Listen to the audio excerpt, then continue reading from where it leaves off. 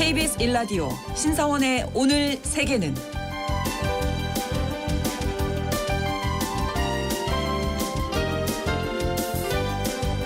안녕하십니까. 아나운서 신사원입니다. 조 바이든 미국 대통령이 민주당 대선 후보직에서 전격 사퇴하고 재선 도전을 공식 포기했습니다. 지난달 27일 첫 TV 토론 후에 이 후보 사퇴론이 거세지는 상황 속에서도 바이든 대통령은 완주 의지를 고수했었는데요. 결국 당 안팎의 여론에 백기를 들게 됐습니다. 민주당은 다음 달 19일로 예정된 전당대회를 앞두고 남은 시간 동안 대체 후보 선정에 박차를 가해야 하는 상황인데요. 바이든 대통령은 해리스 부통령을 공식 지지한다 이렇게 밝혔지만 당내에서는 교체 후보를 경선으로 선출해야 한다는 의견이 높아지고 있어서 미국 대선 구도 또 한 번 요동칠 것으로 보입니다. 관련된 자세한 소식 글로벌 이슈에서 짚어보겠습니다.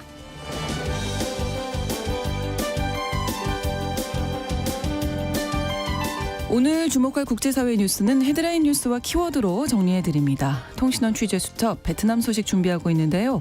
권력 서열 1위인 응우옌 푸종 공산당 서기장이 별세한 이후 베트남 정국이 불안정해질 것이라는 전망이 나오고 있다고 합니다. 잠시 후 통신원 연결해서 전해드립니다. 7월 20일 월요일 KBS 1라디오 오늘 세계는 시작합니다.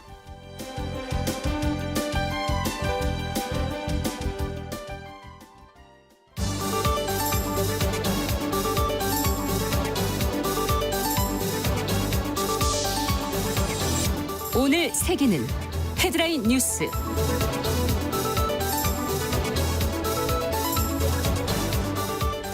조 바이든 대통령이 민주당 대선 후보직에서 전격 사퇴했습니다. 바이든 대통령은 현지 시각으로 20일 오후 자신의 SNS 계정에 올린 성명을 통해서 후보에서 물러나서 남은 임기 동안 대통령으로서 의무를 다하는 데 집중하는 것이 당과 국가의 최선의 이익이라고 믿는다고 밝혔습니다. 바이든 대통령은 또한 카멜라 부통령이 민주당의 후보가 되는 것에 대해서 전폭적인 지지와 지원을 표명한다고 밝혔습니다.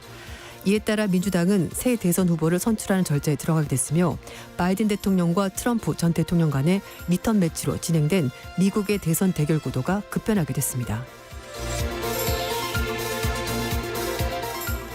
응우옌 푸종 베트남 공산당 서기장의 장례식이 이번 주 목요일부터 진행됩니다. 지난 19일 80세 나이로 별세한 베트남 1인자 응우옌 푸종 서기장의 장례식이 25일부터 26일까지 이틀 동안 열립니다. 베트남 공산당과 정부 등은 장례식 기간을 국가 애도 기간으로 선포했는데요. 종 서기장의 시신은 하노이 국립장례식장에서 26일 오전까지 조문객을 맞이한 뒤 역대 베트남 지도자들이 묻혀있는 하노이의 말딕 묘지에 안장됩니다. 종 서기장은 2011년 서기장직에 오른 뒤 2016년에 이어 2021년 3연임에 성공해서 14년간 베트남을 통치했습니다.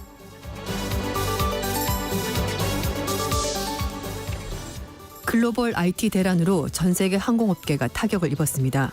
지난 19일 전 세계를 타격한 IT 대란으로 지금까지 전 세계 항공기 2만 3천여 편이 지연되거나 취소된 것으로 나타났습니다.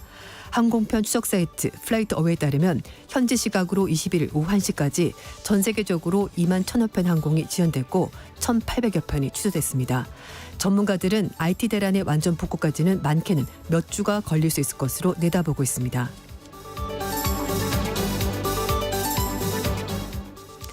방글라데시에서 공직 할당제에 반대하는 시위 결과로 150여 명이 사망했습니다. 방글라데시에서 독립전쟁 유공자 자녀에게 공무원직의 30%를 주는 공직 할당제 반대 시위가 격렬해지면서 21일까지 150명이 숨졌다고 영국의 BBC가 보도했습니다. 정부의 강경 진압으로 논란이 커지고 있는 가운데 방글라데시 대법원이 최종 판결에서 정부가 추진하는 할당제 제동을 걸었습니다. 정부는 1971년 벌어졌던 독립전쟁의 유공자 자녀들에게 공무원직의 30%를 할당하려다가 2018년 반발 여론에 부딪혀 폐지했습니다. 하지만 지난달 다카 고등법원이 폐지 무효를 결정하면서 시위가 촉발됐습니다. 이스라엘이 후티 반군에 대한 보복 조치로 예멘 본토를 직접 공격했습니다. 이스라엘군이 전투기를 동원해 친이란 무장단체인 예멘 후티 반군의 장악 지역을 20일 전격 공습했습니다.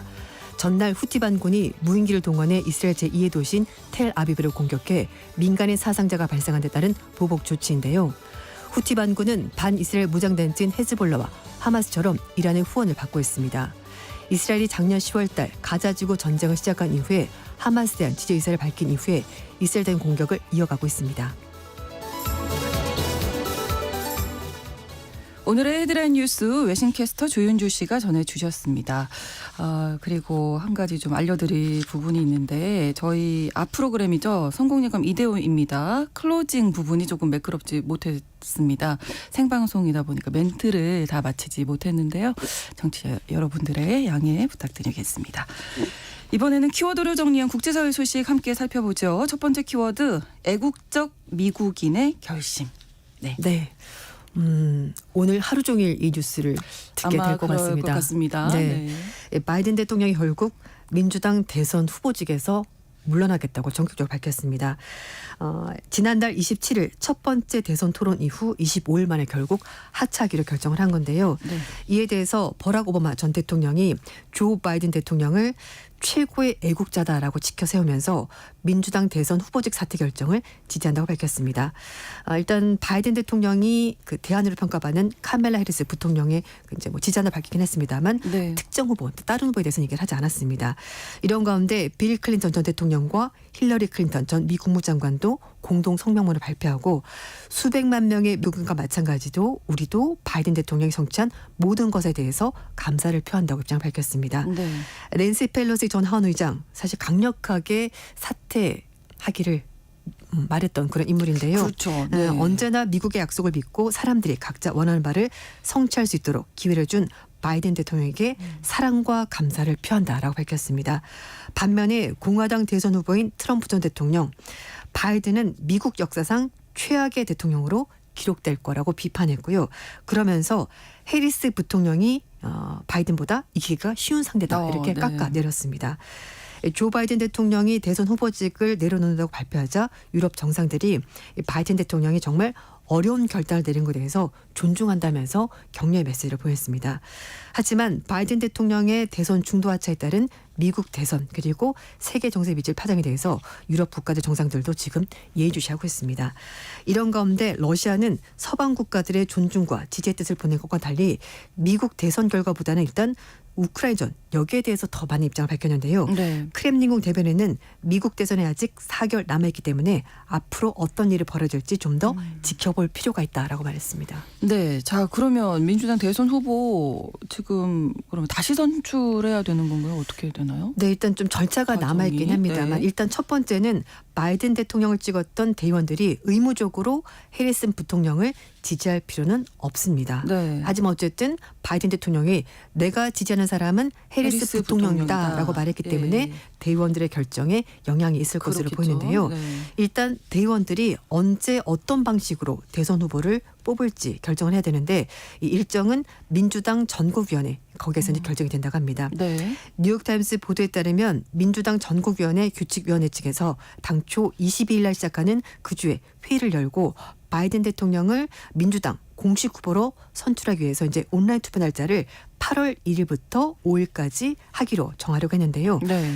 바이든 대통령이 재선 포기라는 중대한 변수가 발생했기 때문에 온라인 투표가 그대로 진행이 될지 네. 아니면 8월 19일부터 20일까지 시카고 전당대회에서 현장 투표로 결정될지는 아직까지 확정되지가 않았습니다. 네. 일단 만약에 온라인 투표가 실시가 된다면 8월 7일 이전에 진행이 된다고 하는데요. 네. 왜냐하면은 오하이오주 주법에 따르면 오하이오주에서는 8월 7일까지 대선 후보 등록을 마쳐야 되는 규정이 있기 때문에 이것 그렇군요. 때문에 어쩌면 만약 온라인 진행한다면 8월 7일 이전에 결정이 될 것 같습니다. 네. 8월 초 온라인 투표에서 과반을 득표하는 투표가 나오게 되면 그것으로 민주당의 새로운 대통령 후보가 결정이 되고요. 만약에 과반 득표자가 없다면은 네. 전당대회에서 최종 결정될 가능성이 있습니다. 아무튼 미국 대선 판도에 지금 큰 변수가 네. 하나 생겼습니다. 맞습니다. 이번 주 내로 이런 결정들이 이루어지지 않을까 싶네요. 자, 다음 키워드인데요. 지난 주말 동안에 엄청났었죠. IT 네. 대란이 있었다는 보도 계속 보셨을 텐데 죽음의 블루 스크린이라고 정하셨어요. 저는 사실 지난달에 제 노트북에서 이 블루 스크린 뜬 거 봤거든요. 그래서 뭐가 또 안 되는구나. 이게 부팅이 안 되는구나. 그러고 넘어갔어요. 네, 그건 이게 개인적인 일이지만. 근데 이게 진짜 전 세계적으로 이런 큰 일이 벌어졌다고 해서 굉장히 그러니까요. 놀랐는데요. 미국의 마이크로소프트사의 클라우드 서비스에 장애가 발생하면서 각국의 항공기가 결항되고 네네. 생방송 송출이 사기에 비춰지면서 정말 초유의 사태가 벌어졌습니다. 여기에다가 보안 프로그램 오류로 추정되는 글로벌 정전 사태까지 벌어지면서 금융, 의료, 항공, 미디어가 마비되는 일이 벌어졌는데요. 각국 정부의 패닉 사태 벌어졌다는 보도도 나왔고 클라우드 서비스 기반하는 여러 가지 생활 전반에 굉장히 편리했지만 이번 사건으로 그렇죠. 큰 불편을 우리가 겪게 된 겁니다. 현재까지 파악된 사고 원인은 마이크로소프트사의 클라우드 서비스에 발생한 것으로 파악이 되는데요. 그러니까 저 산업계 전반에 동시다발적으로 피해가 발생했습니다. 미국의 사이버 보안 회사인 클라우드 스트라이크의 소프트웨어 보안 플랫폼인 팔콘이 업데이트되는 과정에서 네. 오류가 발생하면서 이런 일이 벌어진 건데요. 전 세계 항공 시스템에서 갑자기 오류가 발생했고 미국뿐만 아니라 호주, 싱가포르, 독일, 네덜란드, 일본, 인도, 스코틀랜드 이런 거의 모든 각국의 공항에서 항공편이 결항되거나 체크인이 지연되는 사태가 벌어졌습니다. 네. 이외에도 금융, 통신, 유통, 의료 전방위적으로 피해가 발생했고요. 네. 방송과 통신에서도 차질이 펴졌고 병원에서는 전산 시스템 오류까지 발생했습니다. 이번에 문제가 된 클라우드 스트라이크의 팔콘 프로그램은 포춘지가 선정하는 500대 기업이 사용하고 있는 프로그램이고요. 네. 해킹 위협을 탐지해서 차단하는 역할을 이 프로그램이 담당을 했었습니다. 그렇군요. 네. 지난 2010년 대선 당시 러시아의 민주당 전국위원회 컴퓨터 해킹 사건을 주도하면서 이 회사가 유명세를 타게 됐었고요. 네. 다만 이번 사태가 보안 사고나 사이버 공격에 대한 문제는 아닌 것으로 확인이 됐습니다. 네, 업데이트 과정에서의 충돌하면서 오류다. 맞습니다. 예, 알겠습니다. 다음 키워드 특권이 아니라 공정성을 원한다. 어느 나라 이야기일까요? 네, 앞에 잠깐 말씀을 드렸습니다만 방글라데시에서 공직 할당제에 반대하는 시위가 벌어졌습니다. 네. 지난 16일부터 시위가 벌어졌고 참가자들이 국영 방송사, 경찰서 등에 불을 지르면서 좀 굉장히 격화되는 모습을 보였고요. 네. 중앙은행 또 총리실 홈페이지를 해킹한 사태까지 벌어지면서 좀 지금 굉장히 심각합니다. 정부는 경찰과 군 병력까지 동원해서 장갑차로 시내를 순찰하고 있고 일부 지역에서는 시위대를 향해서 실탄을 발사했다는 보도까지 나왔습니다. 정부가 수도 다카 시내에서 19일 밤부터 통행 금지령 내렸고요. 네. 22일은 임시 공휴일로 선포가 됐고 18일부터는 인터넷도 제한됐고요. 국영TV 방송 등 주요 언론 매체도 운영을 멈춘 상황입니다. 네. 이번 시위에 주로 대학생 포함해서 청년들이 많이 참여를 하고 있는데요. 뉴욕타임즈는 2022년 청년 실업률이 16%를 넘어서면서 전체 실업률보다 무려 3배나 높은 상황이었다라고 설명했습니다. 네. 사실 방글라데시 하면은 값싼 의료 수출로 산업을 이끌어 왔었는데 코로나19가 대유행하고 나서 팬데믹이 끝나고 나서는 경제 전체가 휘청거리게 됐고 취업난을 겪고 있는 청년들의 불평등이 이번 시위에 기름을 부은 것 같다고 설명했습니다. 네, 그러니까 어떤 제도의 불공정성 때문인데 어떤 맞습니다. 이야기인지. 일각에서는 이 공직 할당제가 친정부 인사 자녀들의 공직 진출을 보장하려는 의도가 있는 것 아니냐라고 이제 얘기하는 건데요. 네. AP통신에서는 이 공무원 공직이 안정적이고 보수가 좋기 때문에 해마다 3,000개 일자를 두고 무려 40만 명이 지원하고 있다고 설명했습니다. 근데 네. 거기에다가 할당제를 한다고 하니까 청년들이 굉장히 분노하게 된 건데요. 그렇죠. 이번 시위는 2009년에 철권 통치를 하고 있는 쉐이크 하시나 총리가 직면한 가장 큰 도전이다라고 얘기를 하고 있는데요. 하지만 총리 입장은 좀 다릅니다. 네. 시위대들을 파키스탄과 싸웠었던 독립전쟁 당시 적들에게 협력했었던 라자카르에 비유하면서 자유투사 자손들이 혜택을 봐야 되냐 아니면 라자카르 후손이 혜택을 봐야 되냐면서 시위대를 비판했습니다. 하지만 시위대들은 다른 얘기를 하는 건데요. 우리도 물론 유공자들 존중한다. 그렇지만 우리는 공정성을 원할 뿐이다. 왜 우리가 적이 돼야 되냐라면서 네. 좀 불공정하게 대해서 불편한 심정을 나타냈습니다. 이런 가운데 방글라데시 대법원이 고등법원의 명령을 기각하고 공무원 신규 채용 인원 중에서 유공자 가족 할당 비율을 30%에서 5%로 축소해라 이렇게 판결하면서 시위대들 마음을 좀 달랬는데요. 하지만 추후에 필요할 경우에 정부가 이 비율을 조정할 수 있다라고 여지를 남겼기 때문에 네. 곧바로 상황이 정리되기는 좀 쉽지 않을 것 같습니다. 당분간은 네. 좀 격화되지 않을까. 그리고 사망자가 너무 많습니다. 아, 150명 너무 사망했거든요. 안타깝네요. 그래서 네. 이거 좀 잠재우기가 쉽지 않을 것 같습니다. 네. 다음 키워드입니다. 저는 그런 말 한 적 없는데요.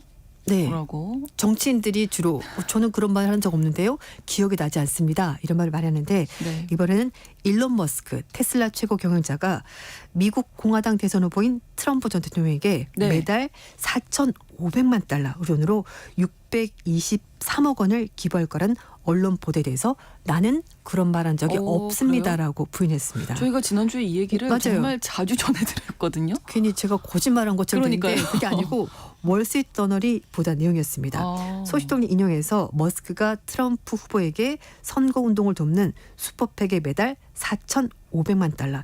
이제 환율이 좀 차이가 있긴 합니다. 어쨌든 네. 623억에서 624억 원 정도를 네네. 기부할 계획이라고 밝혔는데요. 월스트리트저널에서도 이 좀 굉장히 보기 드문 큰 금액이다 이렇게 얘기를 했었습니다. 네. 월스트리트저널은 머스크가 소프트웨어 업체인 핀란티어 테크놀로지의 공동 창업자 그리고 대형 석탄 업체인 얼라이언스 리소스의 파트너스의 CEO와 함께 이제 큰 기부금을 낼 거다라고 보도를 한 겁니다. 네. 그런데 이 보도가 나온 지 며칠 지나고 이런 얘기가 나왔는데 네. 트럼프 후보의 발언 때문이다. 또 이런 해석이 있네요. 어떤 그렇습니다. 이야기인가요? 이 머스크의 얘기가 월스트리트저널 보도가 나오고 나서 며칠이 지나서 나온 건데요. 그래서 바로도 아니고 네, 이제 사흘이나 그래서 지났어요. 만약에 보도가 잘못됐으면 바로 반박, 정정을 해야죠. 해야 될 텐데 네. 며칠 지나서 얘기를 한 건데 그 이유가 트럼프 전 대통령 이제 공화당 대선 후보죠. 네. 후보 수락 연설하면서 네. 거기서 했던 말 때문이라는 건데 취임 첫날 전기차 의무화를 폐지하겠다고 트럼프 후보가 말한 겁니다. 머스크는 누구나 다 아는 테슬라 그렇죠. 전기차의 최고 네. 경영자인데요. 결국 트럼프 후보가 공개적으로 전기차에 대해서 좀 좋지 않은 발언하면서 결국은 머스크가 이 트럼프 발언 때문에 입장을 바꾼 것 아니냐라는 얘기가 나오고 있고요. 트럼프가 먼저 배신한 거다. 뭐 이런 얘기까지 나오고 있습니다. 머스크가 지난 3월 달에 SNS 계정 통해서 올해 대선에서 정치 자금을 기부하지 않겠다는 입장을 밝혔고요. 네. 하지만 그 이후에 트럼프 전 대통령과 급속도로 가까워지면서 지난 13일 날 나는 트럼프 전 대통령을 지지합니다라고 입장을 밝혔습니다. 그리고 나서 트럼프 후보가 대선 후보 수락연설에서 전기차를 공격하다 보니까 이게 저는 또? 그런 말 한 적이 없습니다라고 입장을 바꿨다고 하고 어쨌든 좀 약간 둘 사이에 좀 불편한 기류가 생성이 된 것 같습니다. 그러네요. 그런데 여기서 저는 그런 말 한 적이 없습니다라고 말한 사람이 또 한 명 있습니다. 누구예요? 마크롱 프랑스 대통령인데요. 네. 마크롱 대통령이 센강에서 수영하겠다는 약속을 지키긴 하겠지만 네. 파리 올림픽 개막하기 이전은 아닐 거라고 엘리제 궁이 설명했습니다. 마크롱 대통령이 지난 4월 달에 방송 인터뷰에서 센강에서 수영하겠다라고 입장을 밝혔는데요. 네. 근데 그때 구체적인 날짜나 시기를 언급하지 않았다고 합니다. 네. 하지만 정황상 그때 올림픽 개막 한 100일 전이었거든요. 그렇기 그렇죠. 때문에 다들 개막하기 전에 들어가겠구나라고 생각했는데 그렇게 생각이 되죠. 그 날짜를 말하지 않았기 때문에 네. 나는 올림픽 전에 들어가겠다 말한 건 아니다. 적당한 시기가 되면 생강에 들어가겠다라고 그렇게 말했다고 하는데요. 네. 어쨌든 얀 이달고 파리 시장이 지난 17일 날 했어요. 네, 수행했습니다. 그래서 그때 마크롱 대통령이 같이 들어가지 않나라고 사람 생각했는데 안 왔었거든요. 아니었고. 그래서 사람들도 뭐지라고 했는데 바로 입장이 언젠간 들어가겠지만 올림픽 전이라고 말한 적은 나는 없다. 나는 그런 말한 적이 없다. 그 이후에는 경기 때문에 들어가기가 어려울지 맞아요. 않을까요? 그렇습니다. 네. 센강에서 7월 30일부터 31일까지 8월 5일 날 수영 경기가 있거든요. 네. 그때 이제 오픈 워터스 경기가 치러지는데 글쎄요. 경기 끝나고 들어가는 게 의미가 있을까 싶긴 한데 어쨌든 파리시가 내년 4월 네 곳에 대해서 이제 수영장 만드는 계획이니까 네. 그때까지 수질이 잘 유지될지 봐야 될 것 같습니다. 그렇습니다. 자, 다음 키워드는 앞으로는 그렇게 부르지 마세요. 네. 식물학자들이 인종차별적인 의미가 담겨있는 식물의 학명을 바꾸기로 결정했습니다. 네. 스페인 마드리드에서 현지 시각 21일 날 국제식물회의가 열리는데요. 네. 그걸 앞두고 식물학자들이 식물 이름 변경하는 거에 대해서 어떻게 생각하는지 투표를 진행해봤습니다. 영국 런던 자연사 박물관 주재하에서 명명법 세션에서 카프라라는 학명이 포함된 식물 곰팡이 조류 이름을 바꾸는 사안을 두고 투표가 진행이 됐다고 하는데요. 네. 카프라라는 것은 아랍어로 카피르 사람, 카피르 사람 또는 이교도라는 의미를 담고 있는데 네. 남아프리카에 살고 있는 아프리카인들을 비하하는 의미로 카프라라는 단어가 쓰였다고 합니다. 그러니까 흑인들을 백인에 비해서 열등한 존재로 인식하게 만들었고 인권을 침해하는 그런 수단이 됐던 단어인데 이게 식물의 이름에 들어가게 된 겁니다. 네. 이렇게 인종차별적인 의미를 담고 있음에도 불구하고 남아프리카를 원산지로 하고 있는 식물에 대해서 카프라라는 단어가 관습적으로 쓰였다고 하는데요. 네. 이번 투표에서 식물학자들이 2026년부터는 카프라 대신에 아프라라는 용어를 쓴다고 하는데요. 아프라는 아프리카를 기원으로 둔 식물, 생명체 이런 걸 뜬다고 하는데요. 네. 여기에 해당하는 200여 종 이상의 식물 곰팡이 주량명이 이제 바뀔 바뀌는 가능성이 거군요. 있다고 합니다. 네. 이 학명 변경 세션에 참가한 과학자들은 앞으로 새로 발견되는 식물이나 곰팡이 주류 이름 결정할 때 좀 반영이 되지 않을까 이렇게 생각하시면 될 것 같습니다. 아니 여기에다가 아돌프 히틀러의 이름을 딴 학명도 있어요? 네, 그렇습니다. 이 동물 이름도 인종차별주의자나 파시스트 이름을 딴 사례가 있다고 하는데요. 아놉탈무스 히틀러리라는 딱정벌레가 있다고 하는데요. 아돌프 히틀러 이름을 딴 학명이라고 합니다. 이 딱정벌레를 발견한 독일의 곤충학자 오스카 샤이벨이 히틀러에 대한 경의를 표하기 위해서 이렇게 곤충 이름에다가 이렇게 아돌프 히틀러 이걸 붙였다고 하는데요. 네. 이외에도 무솔리니 이름을 딴 히포타 무솔리니 나비도 있는데 사람들이 이렇게 좀 불쾌감을 느끼게 되는데 네. 이런 학명이 붙어있는 동물들이 있다고 합니다. 뭔가 전수조사를 좀 해봐야 네. 하지 않을까 이런 생각도 맞습니다. 드네요.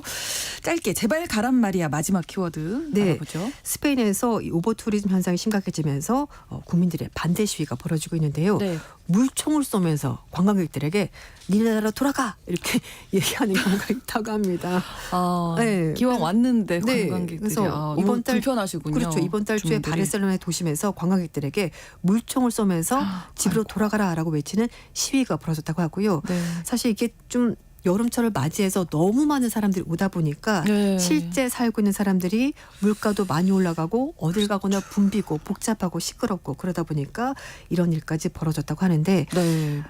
또 막상 간 사람들은 또 웬 날벼락입니까? 물총을 맞고 또 막 네. 욕먹고 하니까 좀 불편할 것 같긴 합니다. 예, 과잉 관광이 아무튼 전 네. 세계적으로 문제인 것 같습니다. 맞습니다. 오늘의 헤드라인 뉴스와 키워드 외신캐스터 조윤주 씨와 함께했습니다. 고맙습니다. 감사합니다. KBS 라디오 오늘 세계는 1부 마무리하겠습니다. 11시 30분부터 일부 지역에서 해당 지역 방송 보내드립니다.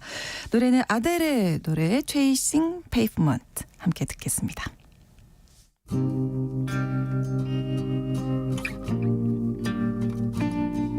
I've made up my mind. Don't need to think it over. If I'm wrong, I am right. Don't need to look no further. This ain't last. I know this is life.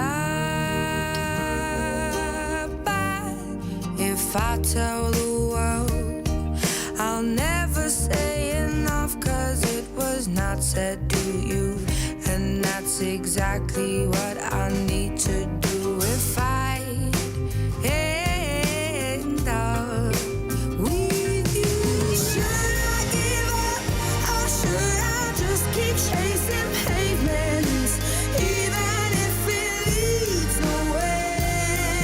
Or would it be a waste, even if I knew my best? Should I leave it there? Should I give up, or should I just keep chasing pavements, even if it leads nowhere? I build myself up and fly around in circles, waiting as my heart drops and my back begins to tingle finally. Could this be it? Oh, should I give up, or should I just keep chasing pavements, even if it leads nowhere? Or would it be a waste, even if I knew my best? Should I leave it there? Should I give up, or should I just keep chasing pavements?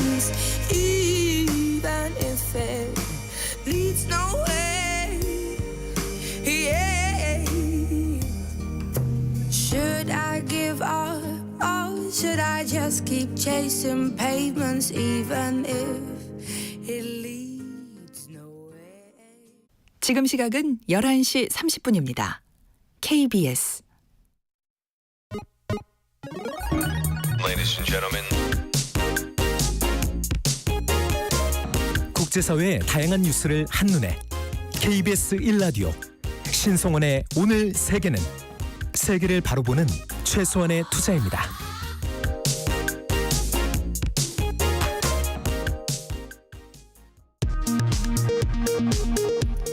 이 시각 라디오 정보센터 뉴스입니다. 김건희 여사에 대한 비공개 대면 조사와 관련해 이원석 검찰총장이 대통령 부인 조사에서 원칙이 지켜지지 않았다며 국민께 사과한다고 밝혔습니다. 또 할 수 있는 일에 최선을 다해보고 그것이 부족하다면 거취에 대해서 판단하겠다고 말했습니다. 서울중앙지검이 윤석열 대통령 배우자 김건희 여사를 제3의 장소에서 조사한 데 대해 더불어민주당 박찬대 대표 직무대행 겸 원내대표는 허울뿐인 소환 조사는 면죄부를 주려는 시도라고 비판했습니다. 국민의힘 정점식 정책위 의장은 대통령 경호법상 합당한 조치라고 반박했습니다. 레이저, 감지기 등을 활용한 과학화 전투훈련 장비 마이즈 장비 입찰에 10수년간 관여한 현역 군인이 뇌물수수 혐의로 군검찰 수사를 받는 것으로 KBS 취재 결과 확인됐습니다. 오늘 의사 국가시험과 하반기 전공의 모집 절차가 시작된 가운데 연세의대 교수들이 하반기 모집으로 채용될 전공의를 제자와 동료로 받아들일 수 없다고 밝혔습니다. 의대 본과 4학년생 대부분은 의사시험 거부를 예고한 상태입니다. 대통령실은 조 바이든 미국 대통령의 차기 대선 후보 사퇴와 관련해 타국의 국내 정치 관련 상황에 대해서는 언급하지 않고자 한다고 밝혔습니다. 삼성준법감시위원회는 한국경제인협회가 정경유착을 끊을 인적 쇄신을 했는지 근본적인 문제 제기가 있었다며 한경협 회비납부에 결론내지 못했다고 밝혔습니다. 대학로 소극장 학전을 30여 년간 운영하며 후배 예술인을 배출해온 가수 김민기 씨가 향년 73세를 일기로 어제 저녁 별세했습니다. 지금까지 라디오 정보센터 뉴스 정한나였습니다.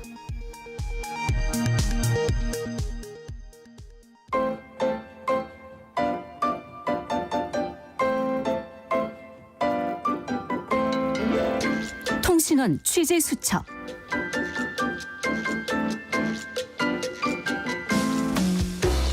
지난 19일 베트남 권력 서열 1위인 응유엔 푸종 공산당 서기장이 별세했습니다. 그가 어떤 업적을 남겼고 그에 대한 평가는 어떤지 오늘 통신원 취재 수첩에서 알아보겠습니다. 베트남 하노이 주영아 통신원 연결돼 있습니다. 안녕하세요. 네, 안녕하세요. 네, 응유엔 푸종 공산당 서기장의 별세가 사실 어느 정도는 예상이 됐던 일이었다고요? 네. 베트남 권력서열 1위인 응웬 푸종 공산당 서기장이 집권 14년 만인 향년 80세로 별세하였습니다. 베트남 공산당은 성명을 내고 쫑 서기장이 노환과 이 심각한 질병으로 인해 19일 오후 별세했다고 발표했습니다.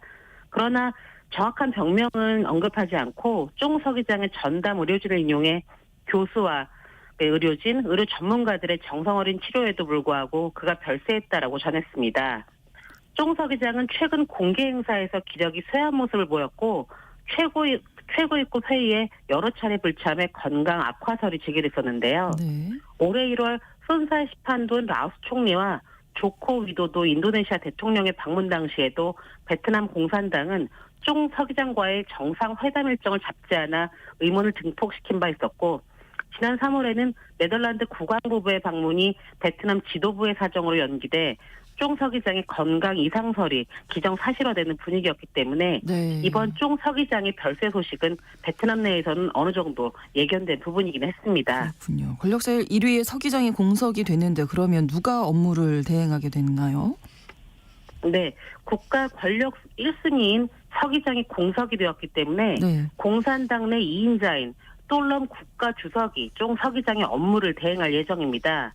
이미 공산당은 쫑 서기장의 건강 문제를 알리며 럼 주석의 대행을 예고한 바 있었습니다. 네. 한국에서는 이 대통령이 서열 1위이고 공산권의 국가에서는 국가 주석을 서열 1위로 이야기하는 경우가 많아서 베트남도 공산국가이니 국가 주석이 서열 1위이지 않을까 네. 생각할 수 있을 텐데요. 네. 간단히 베트남의 국가 서열을 잠시 설명드리겠습니다. 네. 베트남은 12명에서 14명이 정책을 결정하는 집단 지도체제를 운영하는데요. 공산당 서기장이 서열 1위로 국정 전반을 책임지고 서열 2위인 국가 주석은 외교와 국방 업무, 그리고 서열 3위인 총리는 행정, 서열 4위인 국회의장은 입법의 업무를 맡아 국정을 운영하는 구조입니다. 네. 이에 따라 이 서열 1위에 공산당 서기장 자리가 공석이라 당분간은 서열 2위인 국가 주석이 국정 전반을 보게 되는데요. 네. 베트남 공산당은 2026년까지 럼 주석 대행 체제로 갈지 아니면 그 이전에 새 서기장을 선출할지 결정해야만 하는 상황에 직면해 있습니다. 그렇네요. 응우엔 푸종 서기장 어떤 인물이었습니까? 네, 우엔 푸종 베트남 공산당 서기장은 1944년 4월 14일생으로 베트남 수도 하노이에서 태어났습니다. 1967년 이 국립 하노이 종합대 문학과를 졸업한 후 1968년 베트남 공산당에 가입해 공산당 기관지와 당 이념 관련 부서 등에서 일하다가 1981년 유학을 떠나 소련 사회과학원에서 역사학 박사학위를 받았습니다. 또 호치민 국립정치대학원에서 정치경제학 박사학위를 취득했습니다. 이 쫑 서기장은 2011년에 권력사위 1위인 베트남 공산당 서기장에 올랐는데요. 2016년에는 재선 제한 연령인 65세까지라는 연령 제한 예외 규정을 인정받아 재임에 성공한 후 네. 대대적인 부정부패와 전쟁을 벌이며 권력 기반을 다졌습니다. 그 후 2018년 9월 재임 중 별세한 이 쩐다이광 전 국가주석의 뒤를 이어 제9대 국가주석으로 정식 선출되어 베트남 국부이자 민족 영웅인 호치민 이후 처음으로 베트남 권력 서열 1위인 공산당 서기장과 2위인 국가주석직을 겸직한 인물이 되었습니다. 특히 이 호치민 사상을 가장 완벽하게 계승 실천하고 있다는 이 국민적 영웅 평가를 받고 있는 웅웬 푸종 총 서기장은 네. 국영기업이 중심이 돼 경제 발전을 이끌어야 한다는 베트남식 사회주의 자본시장 경제 개념을 만든 장본인으로도 알려져 있는데요. 2021년 1월 13차 당 대회에서 공산당 서기장의 최초로 3연임에 성공하면서 2026년까지 최장 집권으로 베트남 권력의 최정점에 올라섰던 인물입니다. 이 그의 세 번째 임기는 2026년까지였으나 이를 다 마치기도 전에 세상을 떠나게 된 겁니다. 재임 기간 중에 또 어떤 업적을 남겼을까 궁금합니다. 네, 친중국 성향인 쫑 서기장은 2017년부터 불타는 용광로로 불리는 중국식 부정부패 단속을 한 바 있는데요. 네. 그 여파로 올해 3월 보반투엉이 당교 위반 혐의를 받아 11년 만에 전격 사임한 데 이어 4월에는 이 부엉된 후에 국회의장이 보좌관 뇌물수수에 연루됐다는 의혹이 불거져 의장직을 내려놓는 일이 있어 지위고하를 막론하고 부정부패에 대한 척결에 대한 이 그의 행보에 대해서는 많은 베트남 국민들의 지지를 받은 바 있습니다. 네. 그러나 한편에서는 이 정적을 숙청한 것이라는 목소리가 있었던 것도 사실입니다. 네. 여하튼 쫑 서기장은 임기 내에 그 부정부패 척결에 노력한 것은 대외적으로 알려진 사실입니다. 또 그 외교적으로는 이른바 대나무 외교를 추구했는데요. 네. 대나무처럼 유연하게 더 많은 친구를 만들고 적은 줄인다는 뜻으로 중국뿐 아니라 미국과도 관계 강화에 힘썼습니다. 이 같은 정책은 지난해 9월 그 조 바이든 미국 대통령이 하노이를 방문했을 당시 베트남이 미국과의 관계를 이 포괄적 전략 파트너로 격상하면서 정점을 찍기도 했습니다. 경제적으로는 쫑 서기장의 집권 기간 내에 베트남은 비약적인 경제 발전을 이룩해 1인당 GDP가 200% 이상 성장하기도 했습니다. 네. 베트남 내에서의 이 평가는 어떻습니까? 네, 장기 집권을 한 인물이기 때문에 쫑 서기장의 업무 역량에 대한 평가는 익히 많은 언론들에서 다룬 바 있는데요. 네. 쫑 서기장의 업적에 대해서는 외치의 성공, 내치의 실패라고 평가되고 있습니다. 네. 쫑 서기장은 집권 동안 외치에서 개방 정책을 쓰고 중국 및 미국과 실리적인 양다리 외교를 구사하여 중국, 미국과 모두 이 최상위 정치, 외교, 통상, 군사 관계인 이 포괄적 전략 동반자 관계를 수립했으며 한국과도 이 포괄적 전략 동반자 관계를 수립했습니다. 네. 그러나 내치에서는 실패했다고 평가되는데요. 2017년부터 불타는 용광로라는 부패 정풍 운동을 시작해서 네. 베트남의 공직 사회를 초토화시켰습니다. 심지어는 자기 계파조차도 초토화되어 쫑 서기장의 후계도 마땅치 않은 상황에 있습니다. 이미 앞서 잠시 설명드린 것처럼 네. 부패 척결을 하는 과정에서 국가 주석 및 국회의장을 축출한 바 있어 국민들에게는 부패 척결 의지를 확실히 보여준 반면 정치계에는 큰 혼란을 가져오기도 했습니다. 네. 자, 오늘 소식 잘 들었습니다. 고맙습니다. 네, 감사합니다. 네, 베트남 하노이 주영아 통신원이었습니다.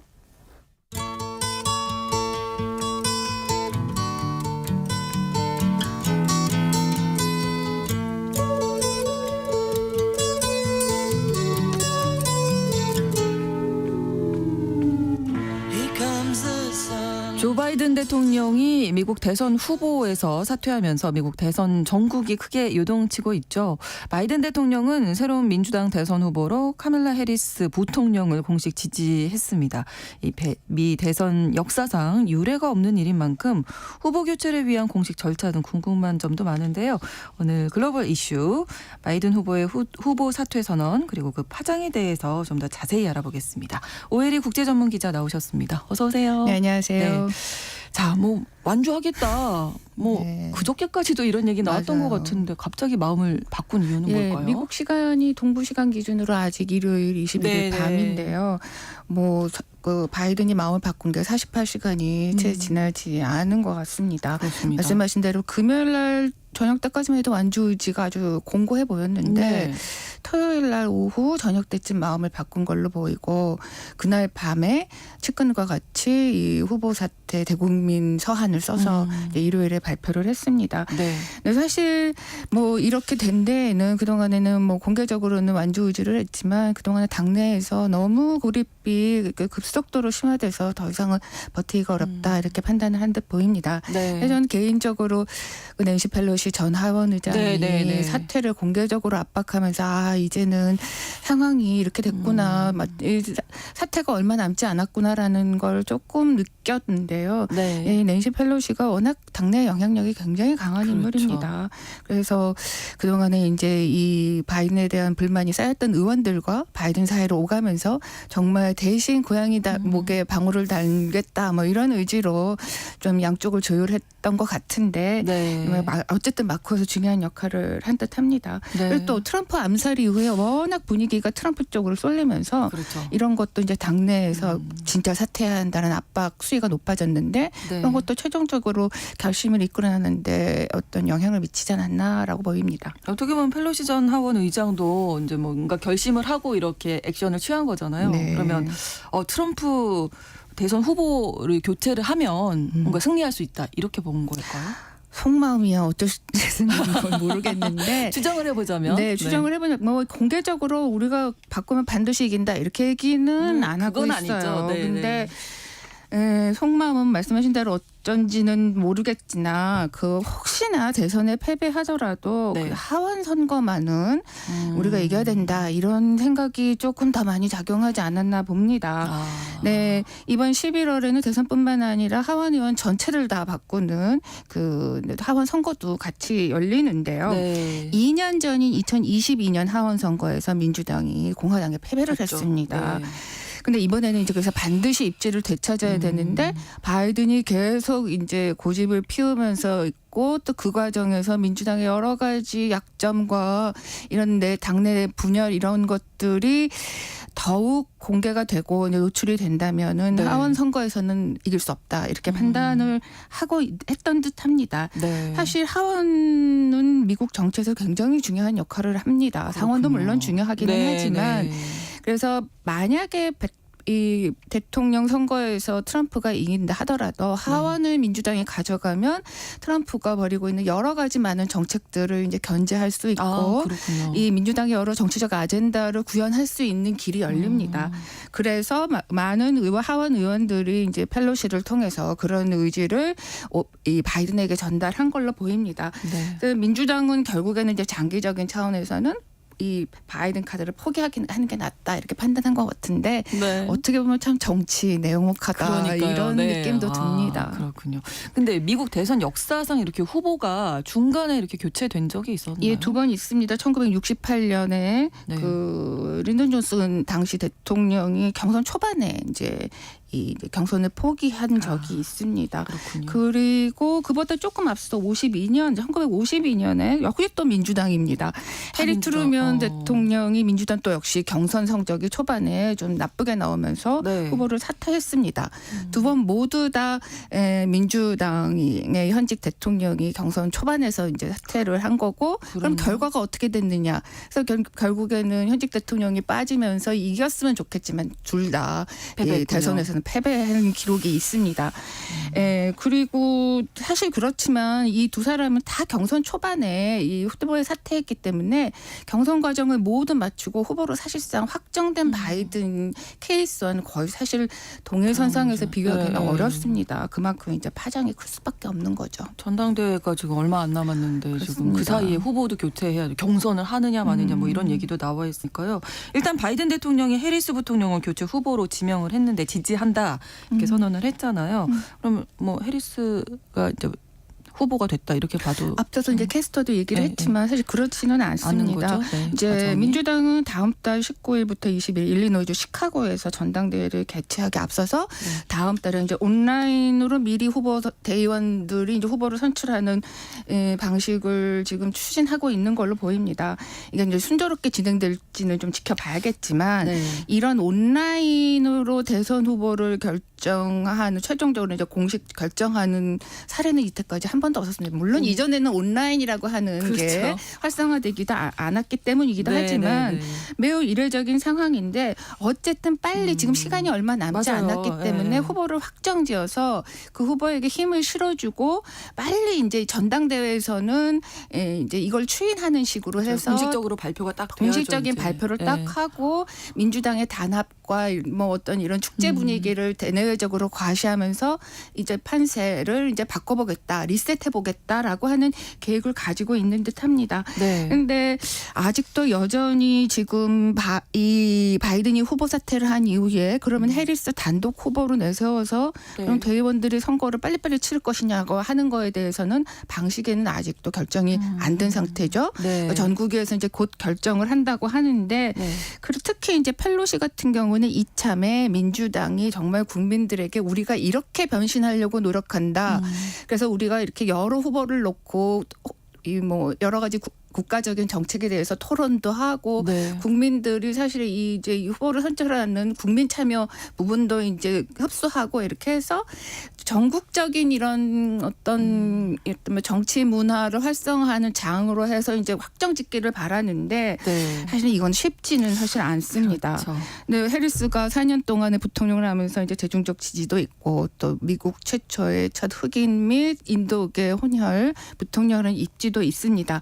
근데 현재 봐서는 분위기 상으로는 해리스 쪽이 사실상 현실적인 후보인 것 같습니다. 네, 네. 왜냐하면은 이미 테네시주하고 그다음에 노스캐롤라이나주, 네. 뉴햄프셔의 대의원들이 이 바이든의 사퇴 발표가 나온 직후에 네. 벌써 자기네들끼리 이 컨퍼런스 콜을 했습니다. 아, 그래서 네. 만장일치로 대의원이 이 해리스를 뽑았어요. 그러니까는 8월 초에 지금 하는 온라인 투표의 일정이 정해지기도 전에 이걸 기정사실화하려는 이미, 네. 움직임이 있는 겁니다. 그렇군요. 그다음 하원에서 중요한 조직 중에 그 스페인계 그 하원 의원들이 모인 스페니쉬 코커스가 있고 네. 흑인계 하원들이 모인 활동하고 있는 블랙 코커스가 있거든요. 네. 이렇게 양대 굉장히 중요한 아. 이 조직인데 여기서 벌써 이제 뭐 해리스 카멀라 해리스를 지지하겠다라고 공식 발표하기도 했습니다. 네. 그리고 또 하나 주목되는 거는 발표한 지 지금 몇 시간 후보 사퇴 발표한 지 몇 시간 되지 않았는데 지금 급격히 선거 자금이 쏟아지고 있습니다. 후보 사퇴 이제 몇 시간 지나지 않았는데 뉴욕타임스 보도에 따르면 벌써 3천만 달러 이상의 기부금이 쏟아져 들어왔다고 합니다. 근데 아직 일요일이고 24시간이 지나지 않았거든요. 네. 그래서 이거보다 24시간 동안 집계하면 이거보다도 훨씬 더 많은 선거 자금이 몰릴 텐데 물론 큰손 기부자들도 움직였겠지만 네. 일반적인 민주당 지지자들도 이제 뭐 개인이 또 이걸 돈을 낼 수 있으니까요. 그렇죠. 후원금을 1인당 최대 제가 알기로는 2,800달러까지 낼 수 있는 걸로 알고 있습니다. 네. 그런데 그런 돈들이 좀 급격하게 몰리고 있는데 역대 지금 하루에 가장 민주당이 많은 선거 자금을 모은 기록이 24시간 동안 7,500만 달러를 모은 적이 있는데 현재 추세라면은 이걸 뛰어넘을 가능성도 있다고 합니다. 예. 근데 이제 문제는 해리스의 본선 경쟁력이 경쟁력입니다. 있나. 네. 그동안 4년 동안 사실 존재감이 없었습니다. 그리고 뭐 당초 기도했던 것보다는 많이 못 미치거든요. 근데 이것이 해리스에게 유리하게 작용할지 불리하게 작용할지는 사실 좀 두고 봐야 될 것 같습니다. 바이든 정권의 한 축으로서 같이 이제 비판을 받을지 네. 아니면 바이든 하에서 나는 좀 기세를 많이 못 펴고 내가 하고 싶은 일은 못했다라고 하는 거를 조금 더 부각시키면은 또 유리하게 작용할 수도 있어 보이는데요. 네. 어쨌든 좀 쉽지 않은 일이 될 것 같습니다. 네. 그러면 그 외에 다른 뭐 유력 후보들 어떤 인물들이 있을까요? 예, 몇몇이 거론이 되고 있습니다. 펠로시 같은 경우에는 당내에 뭐 해리스 말고도 여러 주목할 만한 인재들이 있다라고 주장하고 있는 것 같은데 네. 현재 뭐 딱 두 명만 꼽자 보면은 네. 그레첸 휘트먼 미시간 주지사가 있고요. 네. 또 게빈 뉴섬 캘리포니아 주지사도 그렇죠. 늘 민주당의 잠룡으로 꼽히는 네. 인물입니다. 그레첸 휘트먼은 지금 52살로 여성인데요. 네. 이 미시간주 주지사라고 하는 이 부분이 좀 의미심장합니다. 의미심장합니다. 근데 미시간은 지금 대표적인 스윙 스테이트거든요. 그렇죠. 근데 이 스윙 스테이트에서 이 휘트맨이 주지사로서 꽤 일반 유권자들의 표심을 많이 이끌고 있다라고 하는 평가를 받습니다. 예. 특히 이제 이번 대선에서 낙태권 문제가 핵심 이슈 중에 그렇죠. 하나이거든요. 네. 근데 이제 여성 주지사인 휘트먼이 지난해 주의 그 낙태금지법 폐지 결정을 이끌어내는데 아주 결정적인 역할을 했습니다.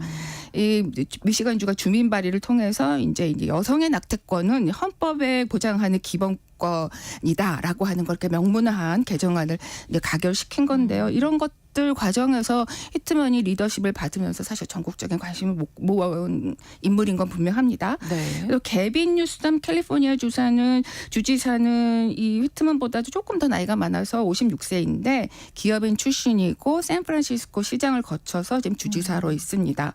기후 환경 문제, 또 총기 규제 문제, 동성 결혼 등 성소수자 문제 이렇게 매우 민감한 이슈에서 사회적인 자기 발언을 굉장히 적극적으로 합니다. 네. 그래서 젊은 유권자층을 중심으로 아주 팬덤이 공고한 정치인 중에 하나로 꼽힙니다. 네.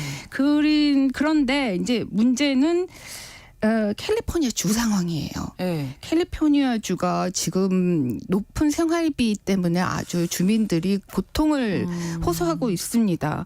그리고 홈리스 문제 또 범죄 문제 이런 네. 것들에 대해서 너무 유약하다라고 하는 점 때문에 주민들의 네. 불만이 많고 그래서 최근 들어서 지지율이 주 내에서 지지율이 떨어지고 있습니다. 그리고 심지어는 캘리포니아에서 도저히 못 살겠다. 나는 네. 여기를 떠나겠다라고 하는 이민자들도 타주로 가는 사람들도 꽤 늘어나고 있는데 네.